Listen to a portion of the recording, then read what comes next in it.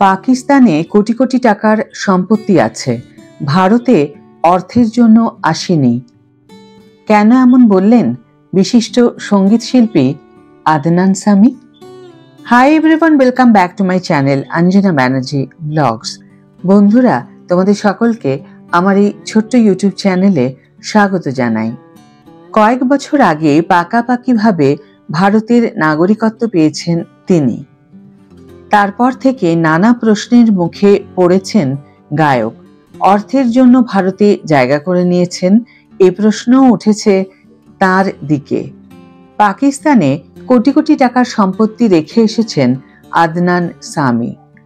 কয়েক বছর আগে পাকাপাকিভাবে ভারতের নাগরিকত্ব পেয়েছেন তিনি। তারপরই প্রশ্নের মুখে পড়তে হয়েছে গায়ককে। তিনি নাকি অর্থের জন্য ভারতে জায়গা পাকা করে নিয়েছেন, এই প্রশ্নও উঠেছে তাকে নিয়ে।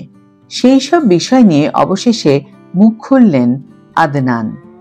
জন্মগতভাবে পাকিস্তানের মানুষ হলেও আদনান 2015 সালে ভারতের নাগরিকত্ব পেয়েছেন।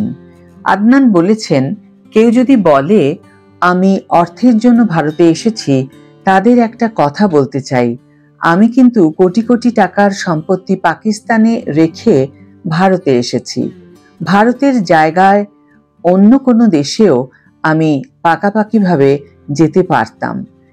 আদনানের কথায় জার্মানি, ইংল্যান্ড, কানাডা বা আমেরিকার নাগরিকত্ব পেতে পারতাম আমি, কিন্তু ভারতের মূল্যবোধের জন্য এই দেশে এসেছি। বিশেষ করে পাকিস্তান এই মূল্যবোধ সহ্য করতে পারে না বলেই এসেছি।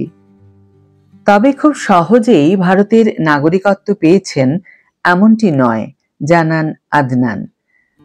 গায়ক বলেছেন, খুব সহজেই কিন্তু আমি নাগরিক হয়ে উঠিনি ভারতের। পাকিস্তানে এমন জায়গায় বেড়ে উঠেছি যেখানে শুধুই ভারত সম্পর্কে খারাপ কথা শুনেছি, কিন্তু এদেশে আসার পর আমার ধারণা বদলে গিয়েছে। এখন আমি জানি ভারত কেমন আর পাকিস্তানই বা কেমন। 2022 সালে সমাজ মাধ্যমে প্রকাশ্যে পাকিস্তানের নিন্দা করেছিলেন আদনান। ভারতকে কেন ভালোবাসেন তাও জানিয়েছিলেন গায়ক। আদনান লিখেছিলেন, মানুষ আমাকে প্রায়ই জিজ্ঞাসা করে কেন আমি পাকিস্তানকে পছন্দ করি না। সত্যি বলছি, পাকিস্তানের যেসব মানুষ আমার সঙ্গে ভালো ব্যবহার করেছেন তাদের উপর আমার কোনো রাগ নেই। আমাকে যারা ভালোবাসেন তাদের সকলকেই আমি ভালোবাসি।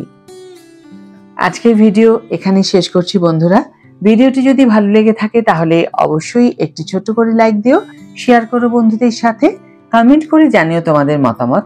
যারা এখনো আমার চ্যানেলটিকে সাবস্ক্রাইব করনি তারা অবশ্যই চ্যানেলটিকে সাবস্ক্রাইব করে আমার পাশে থেকো, আর যারা অলরেডি সাবস্ক্রাইব করে দিয়েছো তাদের জন্য আমার অনেক ভালোবাসা এবং অনেক ধন্যবাদ। আজ তাহলে বিদায় বন্ধু, দেখা হবে পরের ভিডিওতে। ভালো থেকো, সুস্থ থেকো, সঙ্গে থেকো।